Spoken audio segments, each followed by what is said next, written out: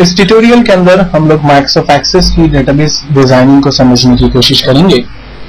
Basically अगर आप अपनी कंपनी के रिकॉर्ड की मैनेजमेंट करना चाहते हैं और अगर आप एक ऐसा प्रोग्राम चाहते हैं कि जिसमें आप तमाम रिकॉर्ड्स को मेंटेन कर सकें और एज पर रिक्वायरमेंट आप रिपोर्ट्स उसकी जनरेट कर सकें, आप उसके हवाले से रिकॉर्ड्स जो है वो ईमेल कर सकें, आप रिकॉर्ड की सर्चिंग कर सकें, आप सिक्योरिटी लेवल्स ऐड कर सकें और सबसे इम्पोर्टेंट ये कि अपनी डेटाबेस की या अपने रिकॉर्ड की प्रॉपर मैनेजमेंट कर सके। और ये सब काम आप बहुत ही कम कॉस्ट के अंदर, यानी जिसमें आपका पैसा बहुत ज्यादा खर्च ना हो और बहुत ज्यादा टाइम भी जिसमें खर्च ना हो, एक छोटी आसान और up to mark database design करना चाहते हैं तो मैं रिकमेंड करूंगा कि माइक्रोसॉफ्ट एक्सेस डेटाबेस पर आप काम जरूर करें, क्योंकि माइक्रोसॉफ्ट एक्सेस डेटाबेस को समझना और उस पर काम करना बहुत ही आसान है।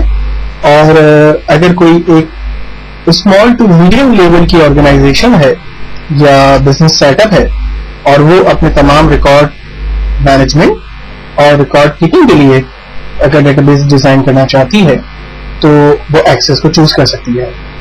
एक्सेस के डेवलपर्स मार्केट में आसानी से अवेलेबल हैं। एक्सेस के प्रोग्रामर, एक्सेस के ऑपरेटर, उसकी मैनेजमेंट करने वाले लोग, उसको यूज करने वाले लोग मार्केट में आसानी से अवेलेबल है। तो अगर कोई कंपनी निहायत ही कम कीमत पर और बहुत ही जल्दी इफेक्टिव डेटाबेस डिजाइन करना चाहती है तो वो माइक्रोसॉफ्ट एक्सेस को चूज कर सकती है। हम स्टार्ट करेंगे माइक्रोसॉफ्ट एक्सेस 2007। माइक्रोसॉफ्ट एक्सेस 2007 को ओपन करने के दो तरीके हम देखते हैं। पहला स्टार्ट ऑल प्रोग्राम, और यहां से माइक्रोसॉफ्ट ऑफिस के फोल्डर में जाकर माइक्रोसॉफ्ट ऑफिस एक्सेस 2007 को हम चूज करेंगे। हमारा एक्सेस प्रोग्राम लोड होगा। जबकि दूसरा तरीका स्टार्ट रन, और यहां पर हम लिख रहे हैं एक्सेस एंटर, हमारा माइक्रोसॉफ्ट प्रोग्राम स्टार्ट होगा। जब माइक्रोसॉफ्ट स्टार्ट होगा तो सबसे पहले हमारी स्क्रीन आएगी। इस टाइटल स्क्रीन पर कुछ बने बनाए ऑप्शंस, और अगर आप अपनी मर्जी डिजाइन करना चाहते हैं तो ये ऑप्शंस मौजूद हैं। तो मैं कोशिश करूंगा कि आपको पहले लेवल पर बेसिक टू एडवांस लेवल तक लेके चलूं ताकि आपको स्टेप बाय स्टेप सारी चीजें समझ में लगे। तो इस पहले सेशन के अंदर हम लोग इस बात को समझने की कोशिश करते हैं कि जब भी आप एक डेटाबेस क्रिएट करना चाहेंगे तो इस ब्लैंक डेटाबेस के ऑप्शन में जाएंगे और यहां पर आने के बाद आप इस ब्लैंक डेटाबेस के ऑप्शन को सिलेक्ट करेंगे। ब्लैंक डेटाबेस को क्लिक करने के बाद आपके पास डेटाबेस का नाम, उससे रिलेटेड ऑप्शन आएगा जहां पर आप डिफाइन करेंगे कि हम अपनी डेटाबेस का नाम क्या देना चाहते हैं।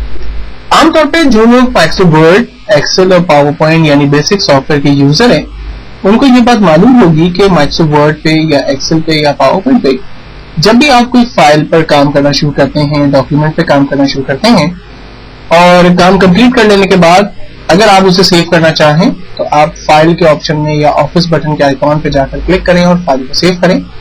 अदरवाइज अगर आप फाइल को क्लोज कर दें या आप एक न्यू फाइल कॉल कर लें तो आपके पास एक न्यू ब्लैंक डॉक्यूमेंट हासिल हो जाएगा।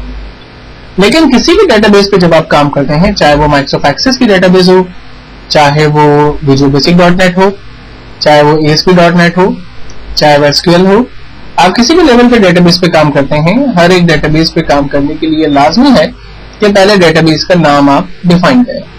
तो यहाँ पर भी हमें इसी तरह से एक डेटाबेस क्रिएट करनी होगी जिसका नाम मैं यहाँ स्कूल दे देता हूँ। जिन लोगों ने मेरे एक्सेल के ट्यूटोरियल देखे हैं उनको एक्सेस की डेटाबेस को समझने में काफी आसानी होगी, क्योंकि एक्सेल के अंदर हमने जिस स्कूल की मार्कशीट के ऊपर काम किया था उसी तरह की एक डेटाबेस, एक मार्कशीट हम यहाँ पर भी क्रिएट करने की कोशिश करेंगे।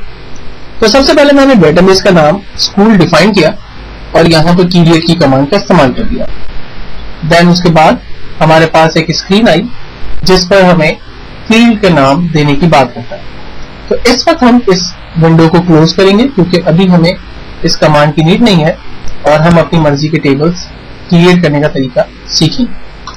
टेबल्स को क्रिएट करने का मतलब क्या है और टेबल्स बेसिकली हमारी क्या मदद करती हैं।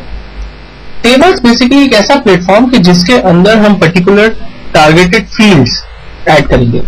मिसाल के तौर पर अगर मैं स्कूल से रिलेटेड एक मार्कशीट क्रिएट कर रहा हूँ तो उस मार्कशीट के अंदर जो कॉमन फील्ड्स होंगी या कॉमन जो हेडिंग्स होंगी वो student ID, student complete name, यानी हम उसको first name, middle name, last name भी कर सकते हैं, स्टूडेंट के सब्जेक्ट नंबर, उसका टोटल रिजल्ट, परसेंटेज और ग्रेड, ये इसकी कॉमन फील्ड्स होंगी। इन तमाम कॉमन फील्ड्स को बेसिकली क्रिएट किया जाता है टेबल के अंदर। तो सबसे पहले हम टेबल डिजाइन के ऑप्शन में चले जाते हैं और यहां से हम एक टेबल क्रिएट करने की कोशिश करते हैं।